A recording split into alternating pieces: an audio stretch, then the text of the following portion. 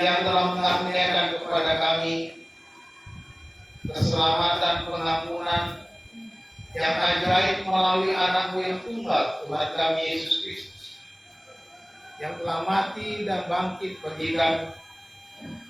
Dan kami datang pada pagi hari ini ya Tuhan, menaikkan syukur kami, menyembah-Mu, memuji-Mu.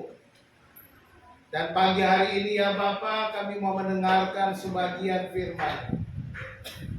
Penuhilah kami dengan Roh-Mu yang kudus ya Tuhan. Terangilah hati dan pikiran kami ya Tuhan. Sucikan kami ya Tuhan, layakkan kami di hadapan-Mu.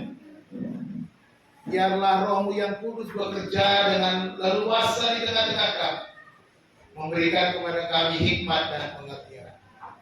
Terima kasih Bapa di surga, berbicaralah kepada kami siap mendengarkan firman. Di dalam nama Tuhan Yesus Kristus kami berdoa. Haleluya. Amin. Silakan duduk. Selamat pagi. Shalom. Puji Tuhan, saudara-saudara dikasih Tuhan, hari ini kita bisa beribadah bersama-sama di tempat ini, masih dalam suasana kebangkitan Tuhan kita Yesus Kristus. Setelah bangkit, Dia juga menampakkan diri kepada murid-muridnya. Kita akan belajar bersama-sama hari ini beberapa bukti kebangkitan Kristus. Kita membaca dalam kitab Injil Yohanes pasal yang ke-20 ayat yang ke-19 sampai ayat yang ke-23. Yohanes 20 ayat 19 sampai 23, demikian firman Tuhan. Ketika hari sudah malam pada hari pertama minggu itu, berkumpullah murid-murid Yesus di suatu tempat dengan pintu-pintu yang terkunci, karena mereka takut kepada orang-orang Yahudi. Pada waktu itu datanglah Yesus berdiri di tengah-tengah mereka dan berkata, "Damai sejahtera bagi kamu." Dan sesudah berkata demikian, Ia menunjukkan tangannya dan lambungnya kepada mereka. Murid-murid itu bersukacita ketika mereka melihat Tuhan. Maka kata Yesus sekali lagi, "Damai sejahtera bagi kamu. Sama seperti Bapa mengutus aku, demikianlah juga sekarang aku mengutus kamu." Dan sesudah berkata demikian, Ia mengusi mereka dan berkata, "Terimalah Roh Kudus. Jikalau kamu mengampuni dosa orang, dosanya diampuni. Dan jikalau kamu menyatakan dosa orang, tetap ada, dosanya tetap ada." Amin. Demikian firman Tuhan yang kita sudah baca. Saudara-saudara yang dikasihi Tuhan, kebangkitan Yesus sampai hari ini masih banyak yang mempertanyakan, masih banyak orang yang mempertentangkan, khususnya bagi orang-orang yang tidak percaya kepada Tuhan Yesus Kristus. Dari kalangan tertentu menolak kebangkitan Yesus. Kenapa? Karena dari awal juga para pemimpin agama juga sudah menyebarkan hoax. Jadi di dalam Injil Matius pasal 28 ayat 12 sampai 14 dikatakan, "Dan sesudah berunding dengan tua-tua, mereka mengambil keputusan lalu memberikan sejumlah besar uang kepada serdaru-serdaru itu dan berkata, 'Kamu harus mengatakan bahwa murid-muridnya datang malam-malam dan mencurinya ketika kamu sedang tidur. Dan apabila hal ini kedengaran oleh wali negeri, kami akan berbicara dengan dia, sehingga kamu tidak beroleh kesulitan apa-apa.'" Serdaru-serdaru ini kita tahu semua dikirim oleh Pilatus menjaga kubur Yesus, sehingga tidak mudah untuk banyak orang bisa asal datang ke kubur itu.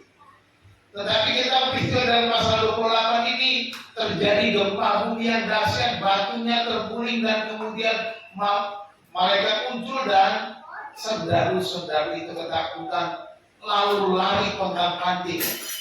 menemui pemimpin agama Yahudi. Pemimpin agama berkata kepada mereka setelah mereka berunding satu dengan yang lain dan berkata kepada para saudara, sudah beritahukan saja kepada orang-orang, katakan saja kalau murid-muridnya sudah mencuri mayatnya. Nah, kalau nanti wali negeri yaitu Pilatus bertanya, kami akan berbicara sehingga kamu aman-aman saja. Saudara-saudara itu disogok, disuap dengan uang. Akhirnya itulah berita yang disebarkan oleh para pemimpin agama. Itu juga berlaku sampai saat ini. Sebagian orang berkata Yesus tidak pernah disalibkan, tetapi Yudas yang disalibkan. Ada juga yang berkata yang disalibkan adalah orang yang serupa dengan dia. Bermacam-macam pendapat orang, tetapi kita percaya Yesus benar-benar mati. Secara manusia dia mati. Tubuhnya mati. Karena itu adalah upah dosa yang sudah ditetapkan oleh Allah sejak Allah menciptakan manusia Adam dan Hawa. Apabila kamu makan, kamu pasti mati. Jelas. Kematian itu tidak bisa dihindari. Itulah yang dibayar oleh Yesus dengan pengorbanannya di atas kayu salib. Jadi kita menolak pernyataan apapun yang berkata Yesus tidak mati. Kita percaya Yesus mati, tetapi itu tidak hanya berhenti di situ, bahwa dia sungguh-sungguh bangkit.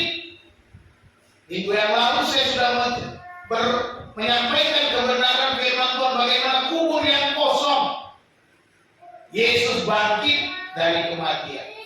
Hari ini kita melihat bukti-bukti lainnya bahwa Yesus yang sama, Yesus yang disalibkan, Yesus yang dianiaya, Yesus yang sama memimpin para murid, dia juga datang kepada murid itu. Yang bangkit, dia membuktikan bahwa dia hidup. Paulus berkata dalam 1 Korintus pasal 15 ayat yang ke-6, dia berbicara bahwa Yesus bangkit, dia menampakkan diri kepada murid-muridnya, lalu menampakkan diri kepada Paulus, dan katakan sesudah itu ia menampakkan diri kepada lebih dari 500 saudara sekaligus. Perhatikan ada catatan lagi. Kebanyakan dari mereka masih hidup sampai sekarang. Ini menjadi penting perkataan ini. Tetapi beberapa di antaranya telah meninggal. Kenapa saya katakan menjadi penting? Sebab apa? Paulus, orang yang mengejar-kejar, menganiaya murid-murid Yesus, ketika percaya menjadi seorang rasul bagi bangsa-bangsa non-Yahudi. Dan dia berkata, kebanyakan dari mereka masih hidup sampai saat Paulus menulis suratnya di Korintus kepada orang Korintus. Masih ada, artinya bukti kebangkitan penampakan Yesus kepada ratusan orang di sini tercatat 500 orang itu sungguh-sungguh nyata, bukan hoax. Bukan isapan jempol, bukan berita bohong, bukan kabar-kabar burung, bukan katanya-katanya. Kalau nggak percaya masih ada yang hidup. Kalian bisa tanya sendiri. Kira-kira begitu yang mau konsen. Jadi apa yang kita lihat? Bukti kebangkitan Yesus itu penampakan. Kita berbicara tentang penampakan sesudah kebangkitan. Penampakan yang pertama buktinya ada dia penampakan masuk dalam suatu ruangan pintu yang terkunci. Dinyatakan di sana di dalam ayat 19, ketika hari sudah malam pada hari pertama minggu itu berkumpullah murid-murid Yesus di suatu tempat. Hari Minggu malam-malam. sesudah kebangkitan. Gitu ya. Ya. Hari pertama itu hari Minggu. Ya, Ahad. Kalau orang Arab bilang Ahad, hari pertama. Ahad itu artinya satu. Dalam bahasa Ibrani Ehad, sama ya, Ehad dan Ahad. Jadi hari pertama Ehad. Itu bahasa Ibrani Ehad. Hari pertama berkumpullah murid-murid Yesus di suatu tempat dengan pintu-pintu yang terkunci karena mereka takut kepada orang Yahudi. Jelas. Yohanes, salah satu murid Yesus, menulis menceritakan bagaimana situasi saat itu. Pintu-pintu terkunci karena mereka takut kepada orang Yahudi. Pada waktu itu datanglah Yesus dan berdiri di tengah-tengah mereka dan berkata, damai sejahtera bagi kamu. Perhatikan settingan ceritanya. Nah, ini settingan kisahnya. Dari sini kita belajar bahwa Yesus benar-benar bangkit. Dicatat dalam ayat 19 dengan rapi, dengan teliti, membuktikan bahwa ini bukan sembarang Yesus. Satu tadi katanya, hari sudah malam. Itu settingannya. Sudah malam. Lalu murid-murid berkumpul di suatu tempat karena ketakutannya. Mereka kumpul di suatu tempat. Malam-malam kumpul, bersekutu dalam keadaan ketakutan. Karena ketakutan, mereka kunci pintu. Apa yang dilakukan? Kunci pintu supaya saudara-saudara atau orang-orang Yahudi tidak bisa menangkap mereka, tidak bisa karena ada tuduhan murid-muridnya mencuri mayat Yesus. Mereka takut. Kunci pintu.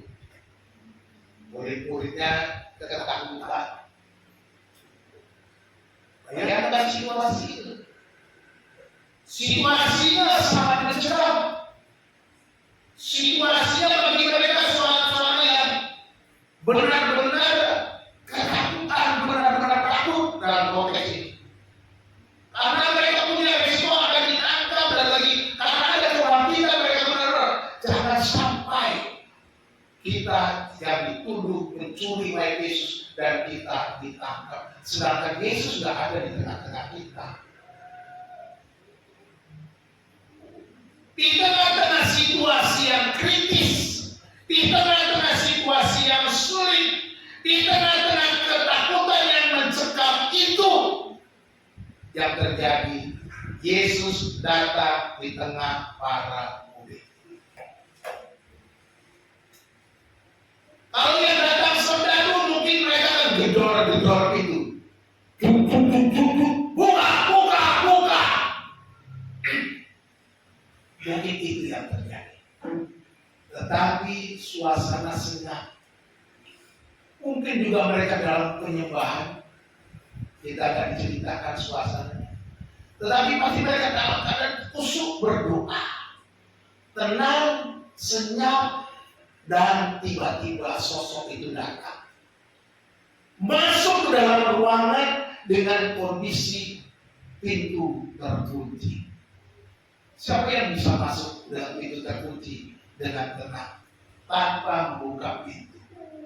Hanya Allah saja yang sanggup melakukannya. Bahwa di sini benar Yesus yang bangkit itu menyatakan keilahiannya, bahwa dia tidak lagi dibatasi oleh ruang dan waktu. Tidak ada lagi yang bisa membatasi. Karena dia bangkit dengan tubuh kemuliaan. Dia bangkit dengan tubuh yang mulia itu. Tubuh ilahi. Bukan lagi tubuh Yesus.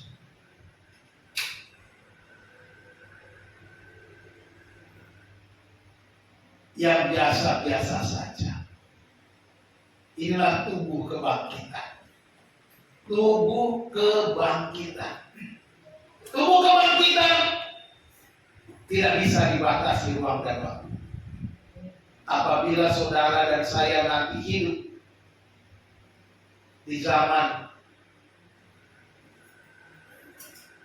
kerajaan 1000 tahun, orang-orang percaya yang dibangkitkan diberi tubuh kemuliaan, kita juga akan sama seperti Yesus. Tidak dibatasi ruang dan waktu. Saudara kalau mau disuruh Yesus, Pak Dohar, tolong ke Amerika, nggak perlu cari tiket, nyampe Amerika, nggak pakai tiket, karena tubuh kemuliaan. Yesus masuk di tengah-tengah suasana yang mencekam, pintu terkunci. Para murid sudah kusuk berdoa. Ini membuktikan bahwa Yesus itu hidup. Bahwa Yesus yang mati itu adalah Allah yang Maha Kuasa. Yesus hidup. Tidak seperti yang dikatakan para imam-imam bahwa mereka telah mencuri mayat Yesus. Saudara-saudara yang dikasihi Tuhan, Yesus menampakkan diri di ruangan yang terkunci. Pintu tertutup rapat. Bisa bayangkan kalau saudara takut mengunci pintu, sembunyi. Saudara ingin jangan sampai ada orang yang bisa masuk. Inilah kondisi.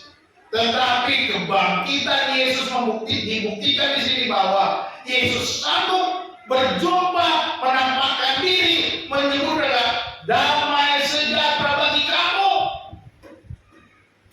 Dia dapat berkata,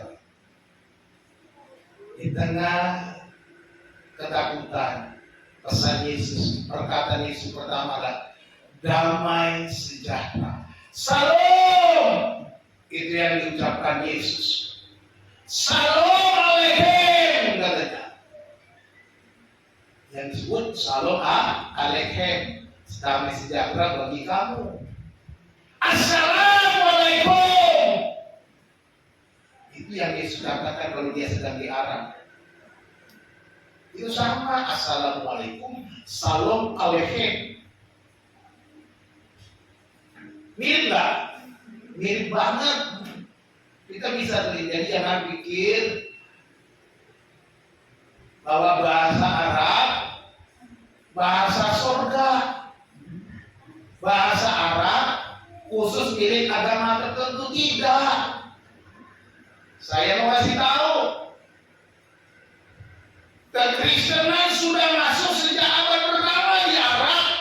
Jadi yang duluan pakai bahasa Arab orang Kristen apa orang lain? Orang Kristen.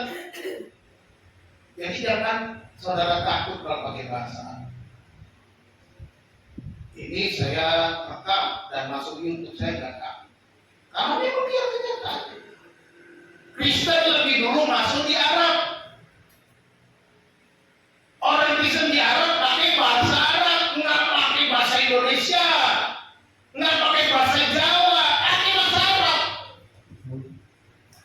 Jadi jangan saudara pikir itu klaim-klaim orang tertentu, oknum-oknum bahwa itu punya mereka. Keliru. Dan di surga cuma harus bisa bahasa Arab, keliru. Karena Tuhan kita bisa semua bahasa. Amin. Saudara ketemu orang Inggris, saudara orang Batak, ngomong bahasa Batak, orang Inggris ngerti. Orang Inggrisnya bahasa Inggris, saudara ngerti. Nah, itu ajaibnya. Itu yang terjadi di surga. Jadi nggak usah repot-repot cari kursus.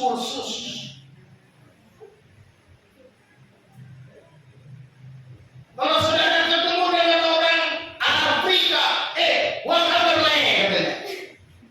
Dia jawab nanti pakai bahasa Arab, bahasanya. Gitu. Jawabannya saudara gitu, baik-baik saja, gitu. Ngerti kita di telinga kita, terjemahnya langsung, nggak gedung PBB, ada yang terjemahkan, kalau ada yang bicara, kita dengar pakai headset. Wah, nggak perlu headset. Jadi di surga itu semua bahasa bisa dipakai tanpa penerjemah. Semua orang jadi pintar. Ya. Jadi kita lihat Allah kita bangkit, menampakkan diri di tengah-tengah murid-muridnya dengan pintu terbuka. Ini bukti bahwa Yesus benar-benar bangkit, sebab dia bisa masuk, bertemu dengan murid-muridnya, lihat, murid-muridnya mendengar, murid-muridnya melihat Yesus yang sama ada dalam ruangan ini. Kuasa ilahinya menyatakan dia mampu menembus ruang dan waktu. Yesus sudah bangkit. Buanglah segala ketakutan. Dia berkata, damai sejahtera bagimu. Shalom Aleichem.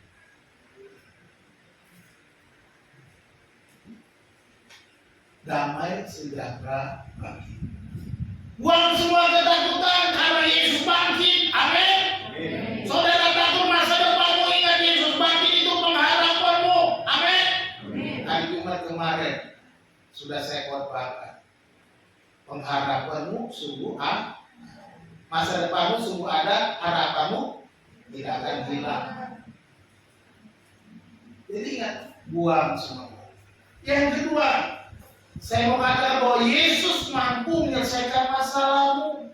Itu sebabnya kan damai sejahtera, dia datang bertemu dengan murid-muridnya yang dalam ketakutan, dalam kekalutan, dalam suasana yang mencekam. Mereka ketakutan akan ditangkap, mereka hampir putus asa bahwa hidup mereka akan berakhir di situ. Karena mereka belum penuh keyakinan. Nah, Yesus datang, kebangkitan Yesus akan menyelesaikan masalah kita. Kita belajar di sini juga tidak ada jalan buntu bagi Tuhan. Amin. Tidak ada jalan buntu, pintu terkunci pun dia akan buka. Bila kau yang membuka pintu, tak ada satupun dapat menutupnya. Amin. Bila Tuhan membuka pintu, tidak ada satu kuasa pun yang dapat menutupnya. Ini Yesus membuktikan dengan penampakan dirinya. Dia bangkit, dia tidak dibatasi, tidak ada jalan buntu. Sebab seperti Maria kita akan bernyanyi.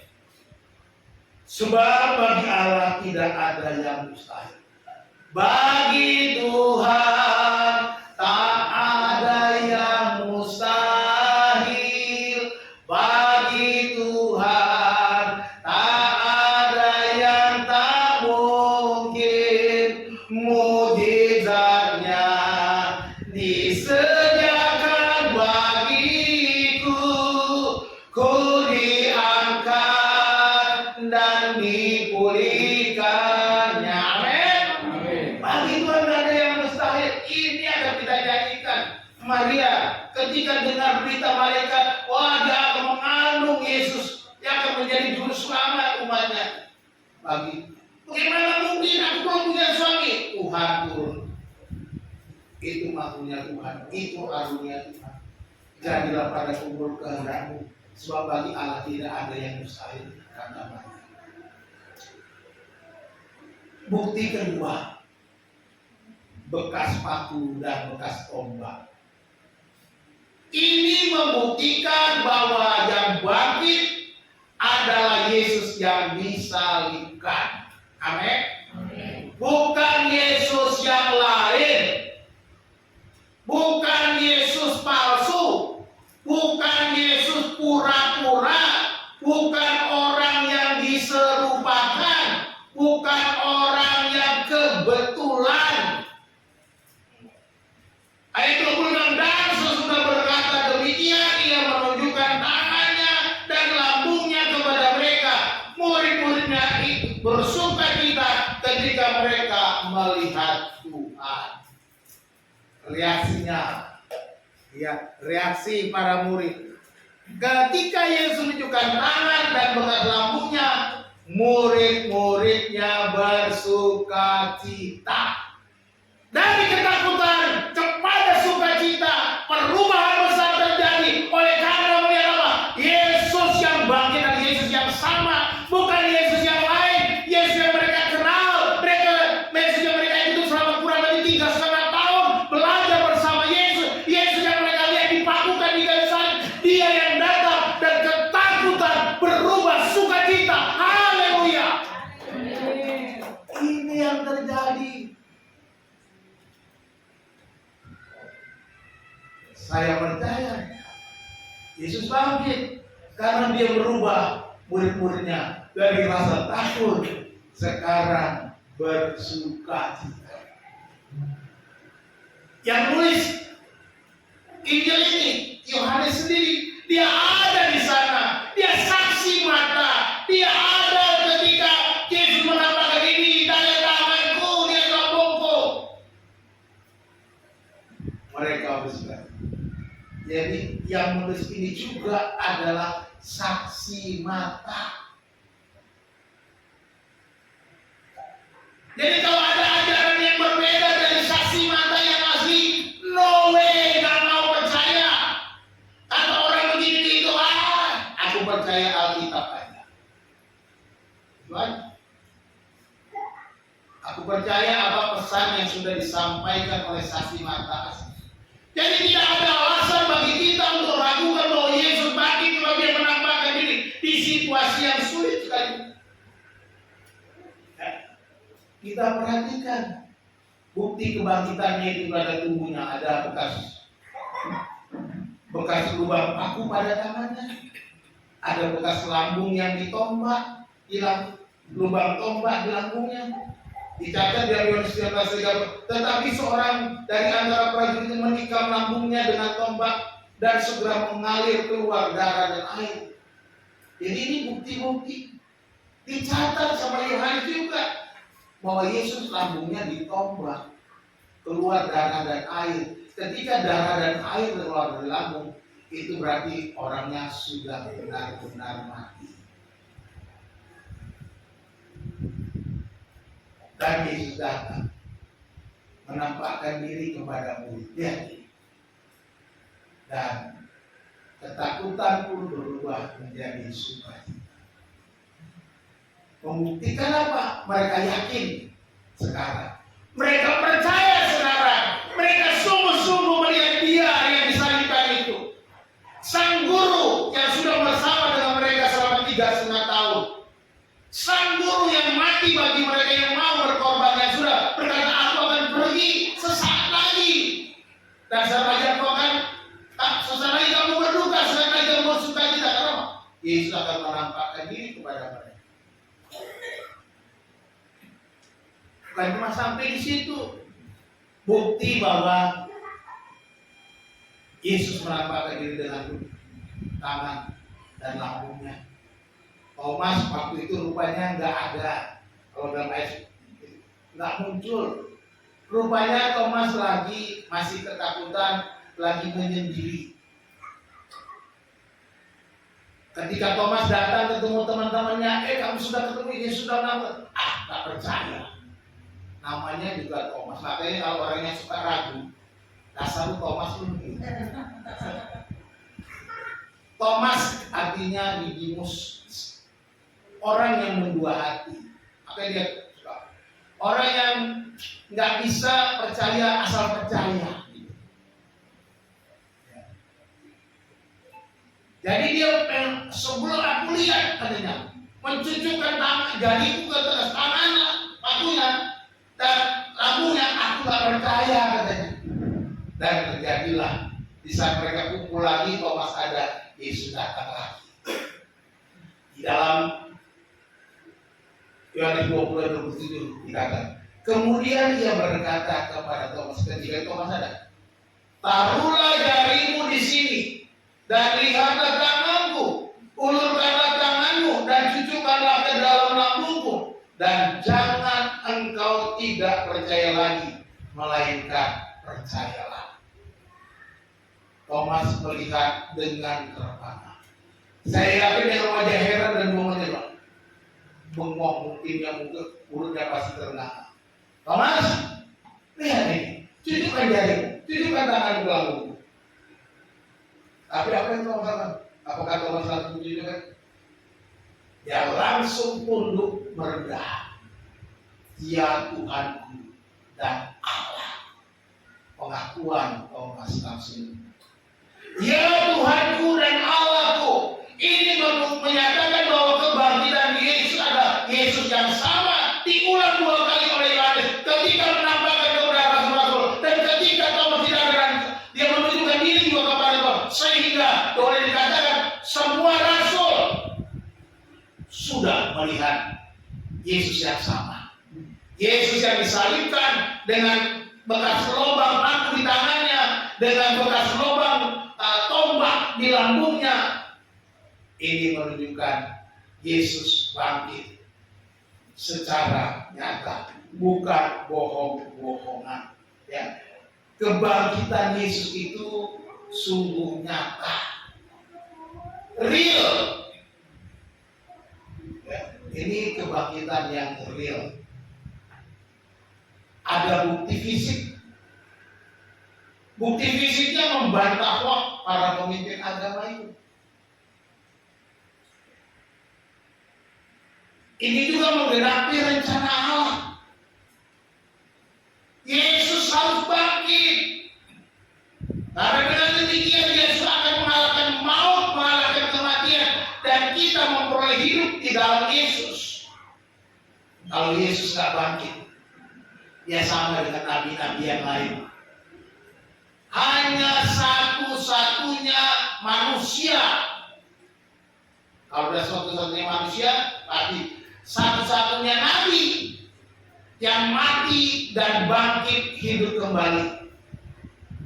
Dan ini hanya dilakukan oleh siapa? Allah sendiri. Tidak ada yang lain. Kalau demikian, kalau Yesus bangkit, maka kita pun akan dibangkitkan dari kematian. Ini jaminannya. Yesus bangkit, maka saudara dan saya akan mengalami kebangkitan. Tak perlu takut apa yang terjadi dengan tubuh kita yang semakin merosot. Percayalah ada kebangkitan dari kematian. Kesimpulannya, kita percaya bahwa Yesus bangkit itu bukan hoax. Kisah Yesus bukan hoax. Karena ada bukti sejarah yang jelas mulai dari lahir, mati, dan dibangkitkan. Bukti-buktinya meninggalkan tanda-tanda di bumi. Meninggalkan jejak-jejak sejarah di bumi. Bahwa kelahiran Yesus itu bukan kelahiran cerita dongeng. Yesus bukan kisah Bandung Bondowoso. Tetapi ini benar-benar manusia yang lahir di bumi. Dicatat oleh para penulis Injil. Terbukti sampai sekarang ada. Bukti-buktinya ada. Dicatat para ahli sejarah. Yosefus, ahli sejarah agama Yahudi, juga mengakuinya, mencatat peristiwa Yesus itu real, bukan hoax. Yesus lahir, mati, dikuburkan, bangkit kembali, naik ke surga itu real. Ada saksi mata, ada yang melihat, ada yang dapat membuktikan. Bukti sejarahnya, peninggalan sejarahnya pun sampai hari ini masih bisa dibuktikan. Bukti yang ketiga dari bacaan kita, Dia memberi kuasa Roh Kudus. Ini bukti yang menunjukkan bahwa Yesus benar-benar bangkit. Ya.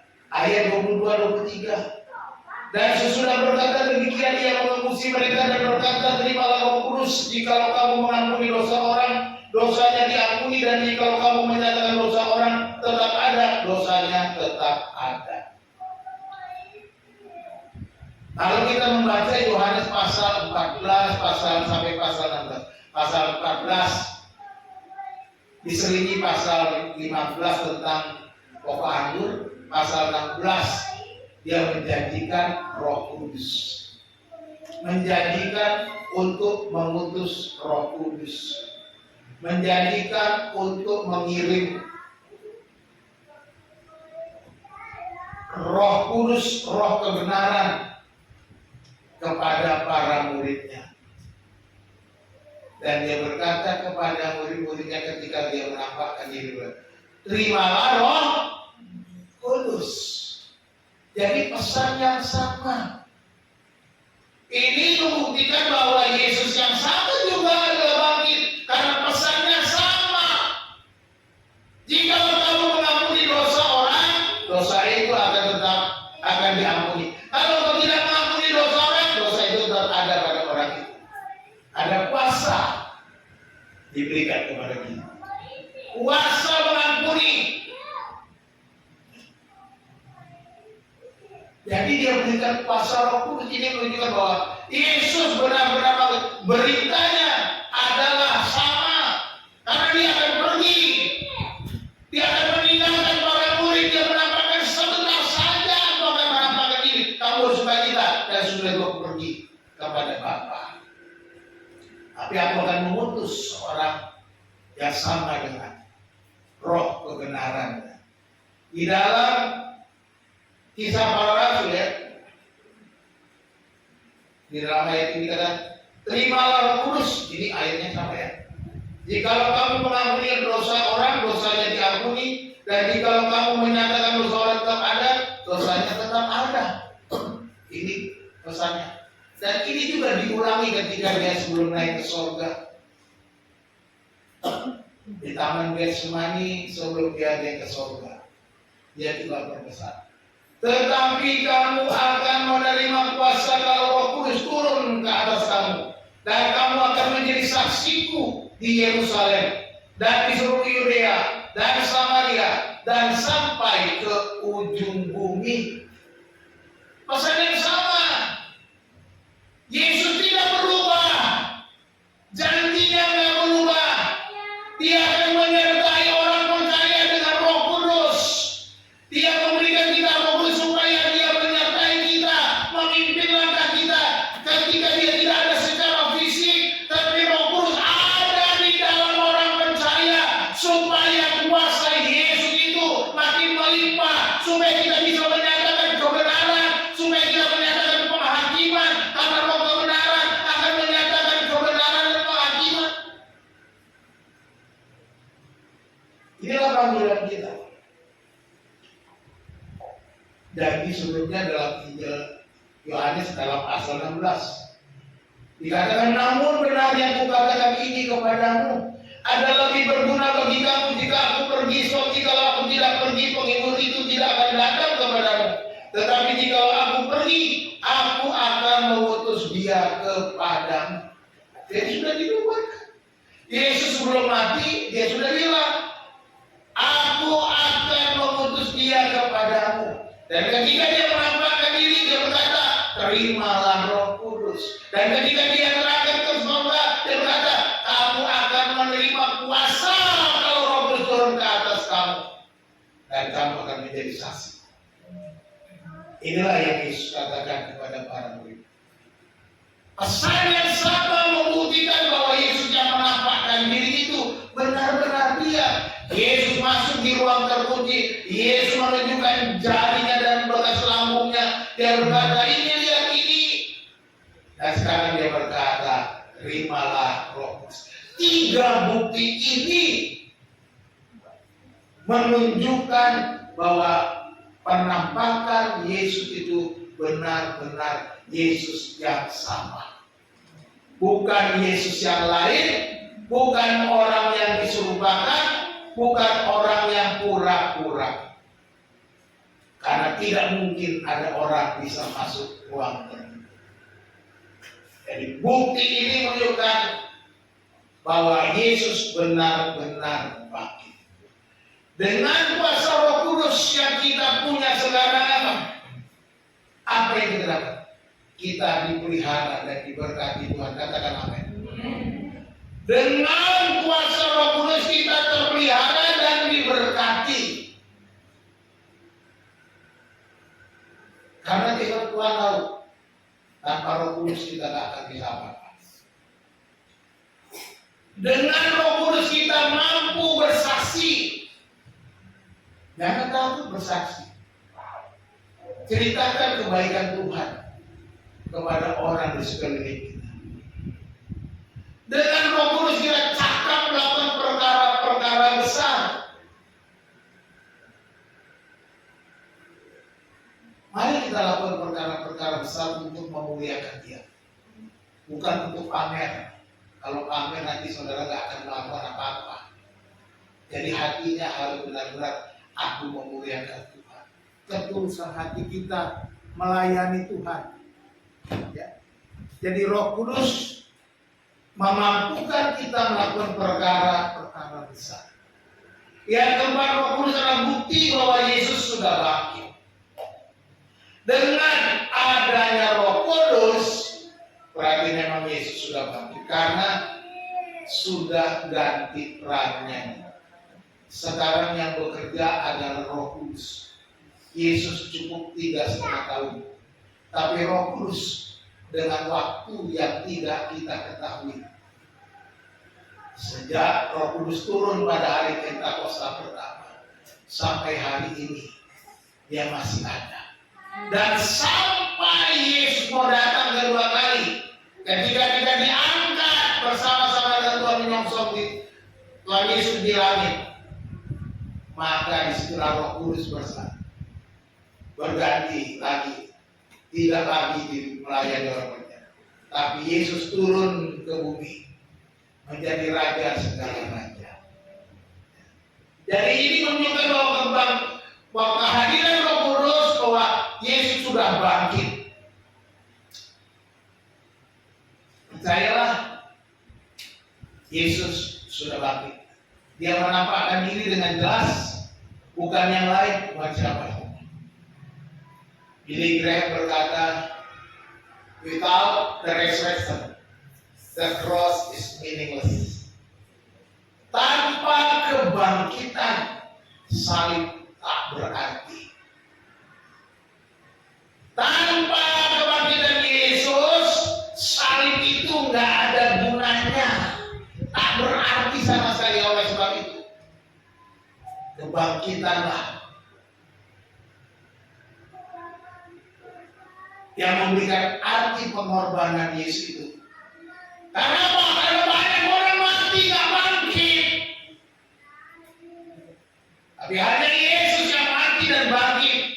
Maka kayu salib itu berarti pengorbanannya, penderitaannya yang begitu berat menjadi berarti dengan kebangkitannya.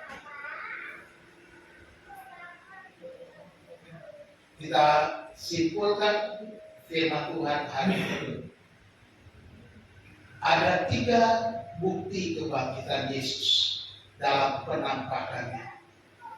Bahwa Yesus yang nampak kepada para murid adalah Yesus yang sama, yang bersama-sama dengan mereka sekitar 3,5 tahun, yang sama juga ketika mereka lihat di kayu salib terpaku menderita. Yesus yang sama yang mereka lihat di dalam ruangan yang mereka berkumpul dengan ruangan yang terkunci. Buktinya, pintu yang terkunci ini membuktikan Dia adalah Yesus sendiri.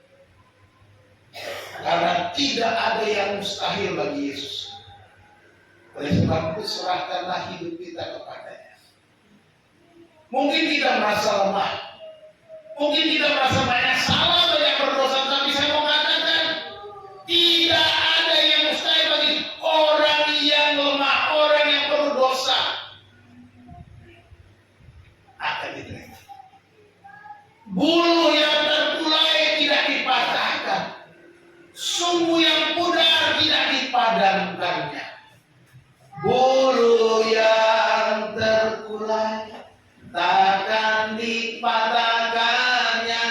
Dia akan jadikan indah, sungguh lebih berharga, sumbu yang laku dan takkan dipadamkannya.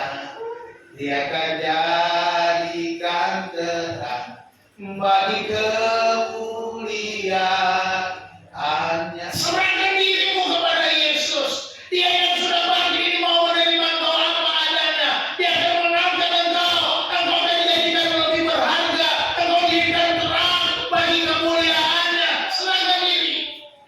Sebab dia sudah bangkit. Bukti kedua, bekas paku dan bekas tombak di tubuhnya menjadi bukti nyata. Luar biasa. Ketika saya membaca Injil ini, membaca apa yang dicatat Yohanes, dia mencatat detail demi detail peristiwa itu. Apa yang terjadi? Ini menekankan bahwa Yesus anak Allah itu benar-benar hidup. Bekas paku dan bekas tombak. Yesus yang bangkit adalah Yesus yang mati salib. Kuasanya tidak berubah. Tidak ada yang dapat menghalangi kuasa Allah. Amin. Kematian pun tidak dapat menghalangi kuasa Allah. Sekalipun dia sudah dipakukan, sudah ditombak dan mati, maupun tidak berkuasa atas kuasa Allah. Dia bangkit. Ini menunjukkan aku berkuasa atas maut. Ini aku. Aku yang kamu lihat dulu mati. Aku yang disalibkan itu. Sekarang aku bangkit. Tidak ada yang dapat menghalangi. Percayalah saudara dikasih Tuhan. Jika engkau menyerahkan hidupmu kepada Tuhan, tidak ada kuasa yang dapat menghalangi Tuhan untuk mengubah hidupmu, untuk memperbaiki kehidupan kita, untuk kita bisa lebih berharga di mata Tuhan. Kebangkitan ini sangat berarti. Dan dia memberi Roh Kudus, memberi kuasa Roh Kudus kepada kita. Ini menunjukkan bahwa janjinya itu benar, bahwa dia tidak pernah ingkar janji, bahwa dia tidak akan pernah lupa apa yang difirmankannya. Dia tidak pernah lalai akan janjinya. Pesan yang sama, janji yang sama, dia katakan kepada para murid, terimalah Roh Kudus. Roh Kudus kamu akan menerima kuasa. Kalau Roh Kudus turun atas kamu, kebangkitannya harus kita beritakan bahwa Yesusku hidup, Yesusku tidak mati, Yesusku berkuasa atas maut. Dia bangkit dari kematian, dia hidup dan berkata, memberikan kita Roh Kudus supaya kita punya hidup yang kekal. Ini yang Yesus lakukan kepada kita. Ini yang Yesus buat bagi kita. Inilah bukti kebangkitan Yesus. Dia menampakkan diri. Dia menunjukkan siapa dia. Benar-benar dia bangkit. Dia bangkit tidak langsung pergi tinggalkan murid-muridnya. Dia buktikan dulu bahwa aku sudah bangkit. Aku sudah bangkit. Percaya, ini dia. Aku sudah bangkit. Dan terima Roh Kudus yang sudah aku janjikan kepada Bapak Ibu dikasih Tuhan. Sukacita yang besar adalah sukacita percaya bahwa Yesus bangkit dari kematian. Tuhan Yesus memberkati kita. Mari kita berdoa. Bapa di dalam surga, kami bersyukur kepadamu. Berterima kasih ya Tuhan untuk firman-Mu yang sudah kami baca, yang sudah kami renungkan. Terima kasih ya Tuhan, sebab Yesus sungguh-sungguh bangkit. Dia menampakkan kepada para rasul, para murid ya Tuhan, di tengah-tengah ruangan yang pintunya terkunci rapat. Dan di tengah-tengah ketakutan mereka mengubah ketakutan itu dengan sukacita, dengan menunjukkan bekas paku dan bekas tombak di lambungnya. Dan sukacita melimpah ketika dia memberikan Roh Kudus kepada para rasul. Dan hari ini Tuhan kami percaya bahwa Yesus yang sama, Yesus yang mati di kayu salib, Dialah yang bangkit, tidak ada yang lain.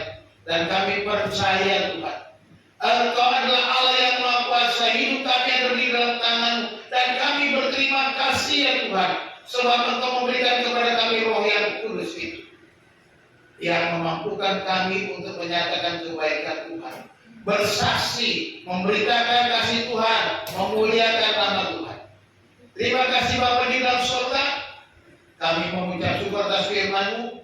Hamba-Mu berhenti berbicara ya Bapa, biarlah Roh-Mu terus berbicara kepada kami, sehingga firman Tuhan yang kami dengar ini terus menggema di hati kami, membangkitkan semangat kami, memberitakan kebangkitan Kristus.